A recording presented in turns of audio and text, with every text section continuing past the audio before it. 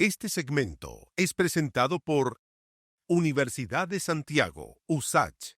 Para conversar sobre eso y mucho más, estamos con Eugenio Tironi, doctor en Sociología académico y autor de más de 35 libros. Fue director de contenido de La Franja del No y luego director de comunicaciones del gobierno de Patricio Aylwin, fundador y presidente de la consultora Tironi, hoy es docente de la Escuela de Gobierno UC y columnista del Mercurio. Hola Eugenio, ¿cómo estás? Muy bien, estamos muy bien.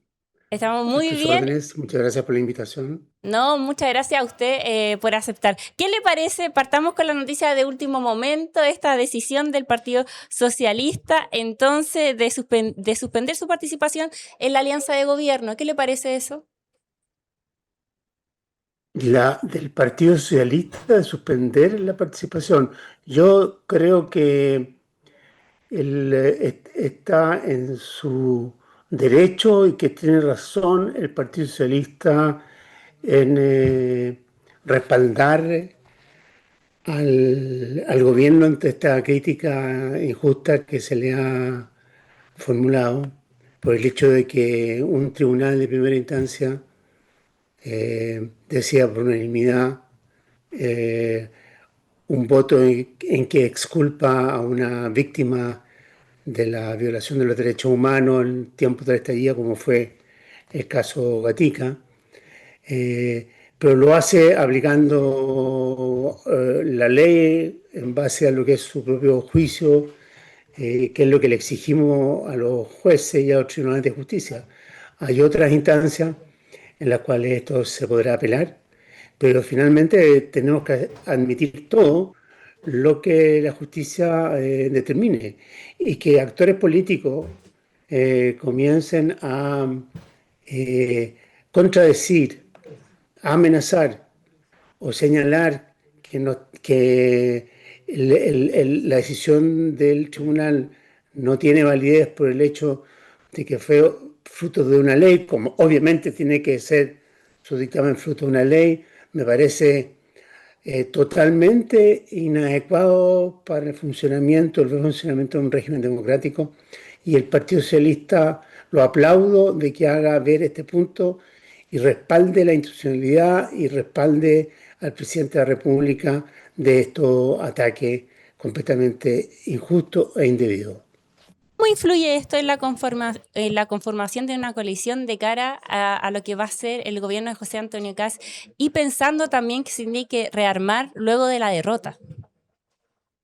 Este es un punto que no es menor, en realidad, si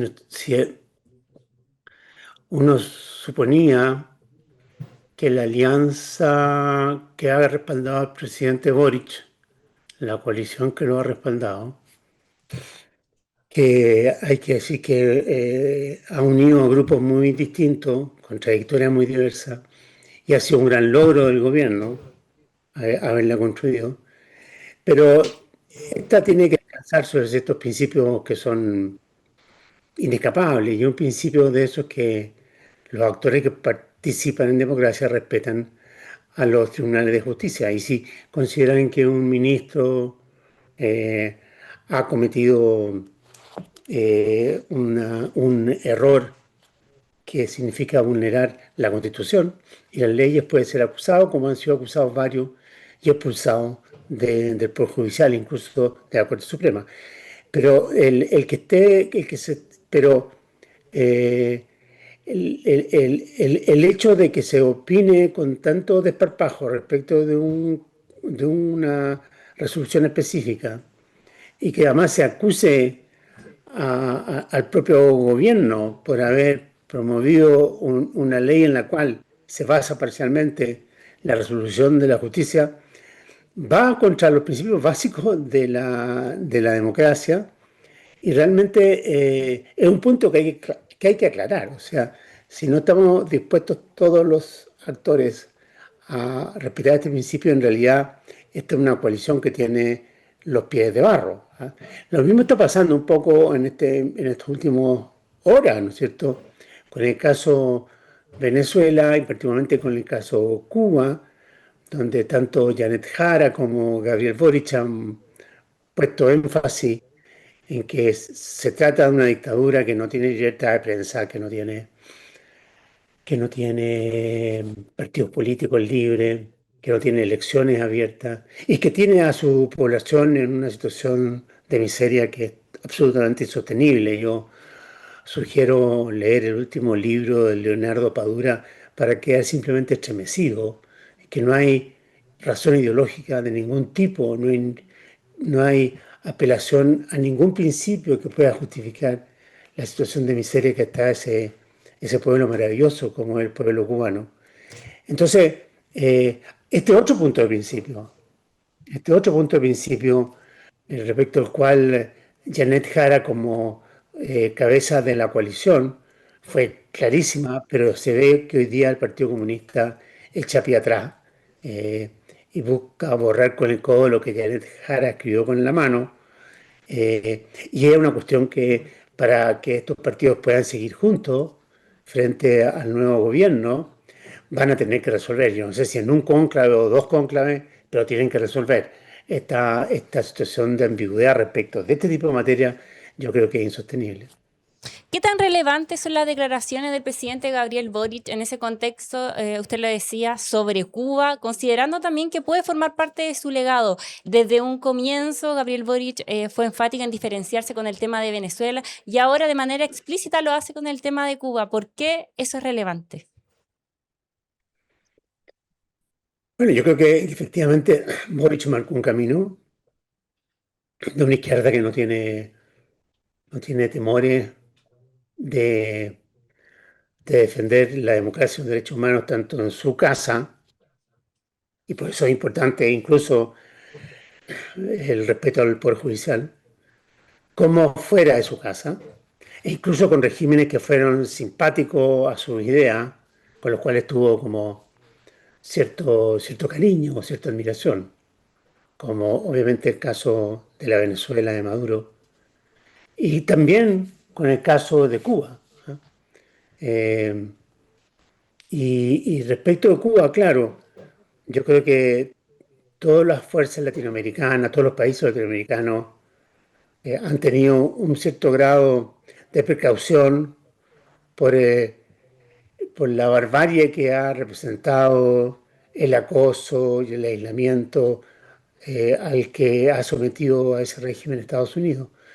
Pero llegado a un punto, eh, tanto Boric como Janet Jara, quiero decir, como Janet Jara en la campaña, han sido claros en decir que ese no es un régimen democrático de acuerdo a los cánones que nosotros y buena parte del mundo occidental entiende como democracia.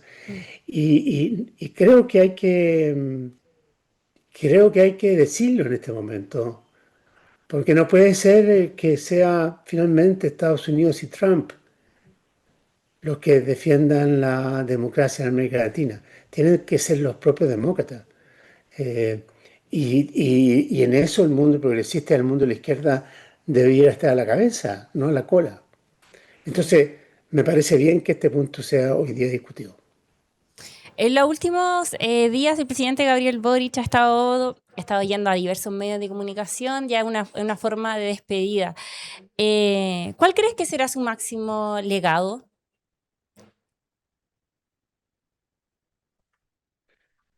Bueno, es difícil saber porque, porque la historia va juzgando el pasado en función de los desafíos que tiene en el presente.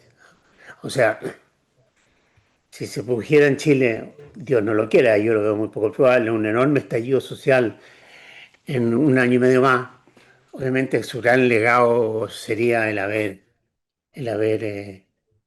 pacificado al país, restituir el orden público, como lo ha logrado. ¿Ah? Si, no sé, otra vez, si Dios no lo quiera, el tema de la toma de San Antonio, por ejemplo, deriva en más y más violencia, también las cosas van a ir por ese lado. Pero yo creo que en general, yo diría que gruesamente el de Boric fue, premeditada o involuntariamente, un gobierno que pacificó al país en varias dimensiones, que lo reinstitucionalizó, que permitió superar los traumas y eh, y los sinsabores y las frustraciones que dejó el proceso constitucional con un costo bajo, que permitió convenir, que permitió al Estado de Chile retomar el control de dos zonas que había prácticamente, que habían salido de su control, como son las fronteras del norte y, y zonas del sur de Chile, que ha permitido también bajar la inflación y quebrar las tendencias de desequilibrio económicos que podían poner en jaque el bienestar de los chilenos y de las futuras generaciones. Y junto con esto, este es un gobierno que logró hacer algunas reformas muy sustanciales eh, en acuerdo con la oposición en materia de pensiones, de royalty de minería, que significa más recursos para el Estado y un régimen de mayor estabilidad para las inversiones mineras. La inserción de Codelco, la mayor empresa de cobre del mundo y la mayor empresa pública de Chile, en un nuevo negocio que ofrece una buenísima alternativa para el futuro, como el negocio del litio, a través de una forma muy imaginativa, muy nueva de asociación con el sector privado, en este caso con el SQM, algo que difícilmente otro gobierno habría podido lograr. Y yo creo que, y además una serie de micro reformas vistas globalmente, pero que para la vida de las personas pueden ser y han sido muy importantes en materia de cuidado, de salud mental, de vivienda, que es como la que entiendo que están en este listado de medidas que el gobierno está hoy día mostrando. Eh, y es propio de todo gobierno, que en realidad más allá de su grado de eficiencia y más allá del- de la nebulosa del debate político, realiza cuestiones que son importantes para la población. Ahora, esto se refleja además en un dato muy, muy fuerte, ¿ah? Y es que el presidente Boric va a terminar alcanzando un 40% de popularidad cuando él salga en la moneda, Mm. Y al menos. en ese contexto, ¿debería ser el gran referente entonces de la futura oposición o debería estratégicamente como guardarse un tiempo considerando que ya se ha puesto mucho él como en contra de la figura de Kast? Estaríamos siguiendo con esta idea de Kast versus Boric. ¿Cuál debería ser una estrategia también considerando que es una coalición la que enfrentamos que está como sin referente mucho? O sea, yo creo que Boric sale objetivamente como un gran referente del mundo progresista. Y yo creo que Janet Jara fue muy valiente al enfrentar como ciertas ideas sagradas del Partido Comunista respecto, por ejemplo, al caso de Venezuela o al caso de Cuba y al caso de su modelo de sociedad. Pero creo que se equivocó en tomar distancia de este gobierno. Yo creo que debió haber abrazado con más fervor los logros de este gobierno porque es el único capital con el cual se cuenta para competir hoy día en la plaza pública por parte del mundo progresista. ¿Ah? Eh, y yo creo que ese fue un error porque el gobierno quedó sin defensa en la campaña, eh, además inhibido porque no podía intervenir porque se le acusaba de intervencionismo. Ha venido a hacerlo ahora, en la voz básicamente del presidente, de Camila Vallejo, del ministro Lizalde, y lo está haciendo bien y se ha sentido su voz. Y está bien que lo haga, o sea, y por tanto Boric sale y va a salir de este gobierno con un grado de fortaleza muy superior, por ejemplo, a la de Sebastián Piñera en su segundo gobierno. Muy, muy superior. Ahora, esto le permite naturalmente ser un referente en cualquier coalición futura, lo que no significa que tenga que salir de la moneda, subirse Mm. a un camión y sacar una bandera e iniciar una marcha política. Yo creo que tiene que zambullirse, tiene que volver a retomar sus equilibrios fundamentales. Él mismo lo ha señalado que lo quiere hacer, tiene que cuidarse, tiene que cuidar su salud, tiene que cuidar su familia, eh, tiene que construir nuevos equilibrios de vida.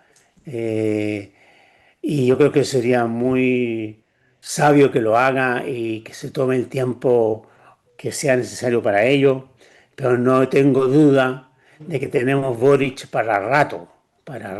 ¿Ah? Eh, y va a ser, por mucho esfuerzo que se haga por desalojarlo, como se hizo con Lago, ¿se acuerdan? Los más viejos, porque los más jóvenes no se acuerdan, o como se intentó con Bachelet también de destruirla.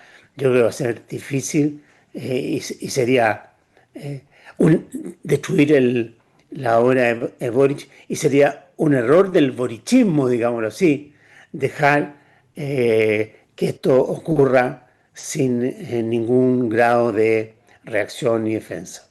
Mm. Claro, tenemos a Gabriel Boric que va de salida, pero también tenemos a José Antonio Kast que va entrando. ¿Qué les parece las señales que han dado con su gabinete, que ya está casi listo? Que esto que ha dado, esta estrategia que tuvo de goteo, ya lo sabemos más o menos en su totalidad. ¿Cuáles son las principales señales que usted ve ahí? Yo creo que las señales que da el gabinete son señales general de moderación. No, no está dando grandes sorpresas, si es que son verdad lo que se está diciendo. No es no es un gabinete de extremistas, digamos, en ninguna materia. Eh, yo creo que llama la atención el hecho que está rodeado de muchos independientes, eh, y muchos independientes que no han estado vinculados al Partido Republicano, ni a las ideas de José Antonio Cast, ni a lo que podría ser sus convicciones morales, sino que son personas realmente que tienen otra trayectoria, otra idea. Yo lo creo que es un buen gesto, del presidente electo, eh, de estar confiando en personas que tienen un poquito la figura o el perfil de Juan Carlos Muñoz, ¿ah? En el gabinete de Boric, quien estuvo a cargo, ¿no es cierto?, y hasta a cargo hasta este minuto de transporte y telecomunicaciones. Entonces, creo que es interesante el perfil de gente. Me imagino que esto puede producir alguna resquemores en los partidos políticos, yo creo que particularmente en republicanos. Eh, y me llama la atención también otra cosa, que él ha optado por poner, y parece ser que está optando por poner a algunas personas que son muy fuertes mediáticamente, o sea, personas que son muy aptas para cubrir la agenda noticiosa, para tener protagonismo, para moverse en redes, influencers, digamos. ¿Ah?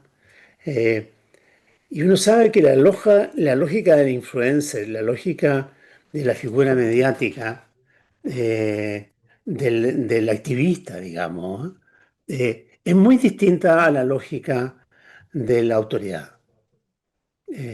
Hay lujos que se da el activista o el influencer que no se lo puede dar a una autoridad. Ya eso se vio bajo el gobierno de Piñera, por ejemplo, que no se trataba de influencers, sino de personas que en cierto modo por pedigrí sentían que podían decir públicamente lo mismo lo mismo que decían en privado, incluyendo la broma o la ironía.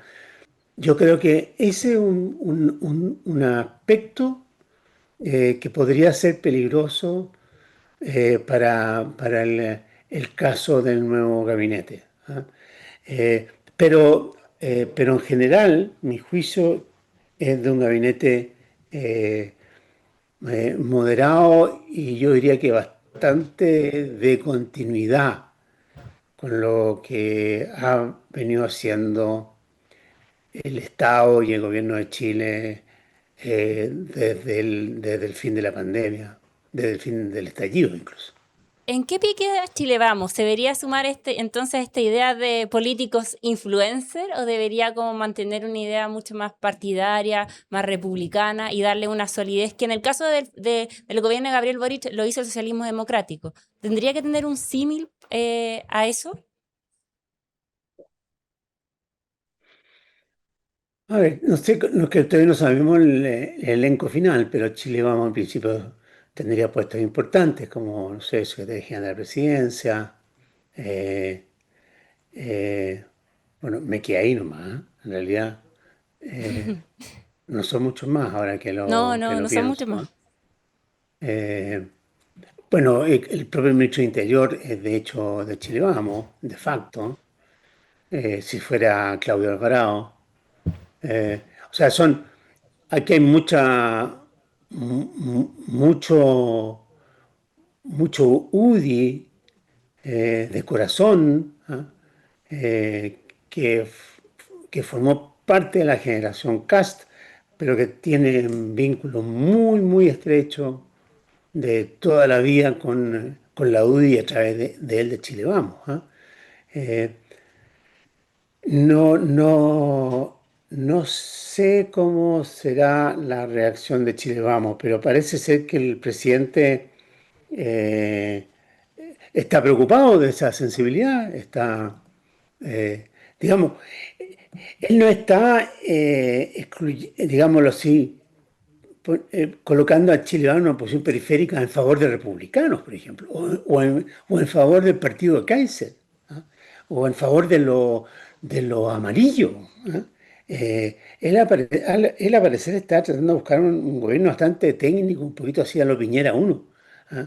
Eh, y ese gobierno relativamente técnico, donde hay la alta profusión de influencers, digo yo, de personas que son muy astutas y rápidas en las redes, puede ser un dolor de cabeza. ¿Eh? Puede ser un dolor de cabeza. Aquí en los gobiernos chilenos presidencialistas hay un solo actor, aquí hay un solo Johnny Depp, ¿eh?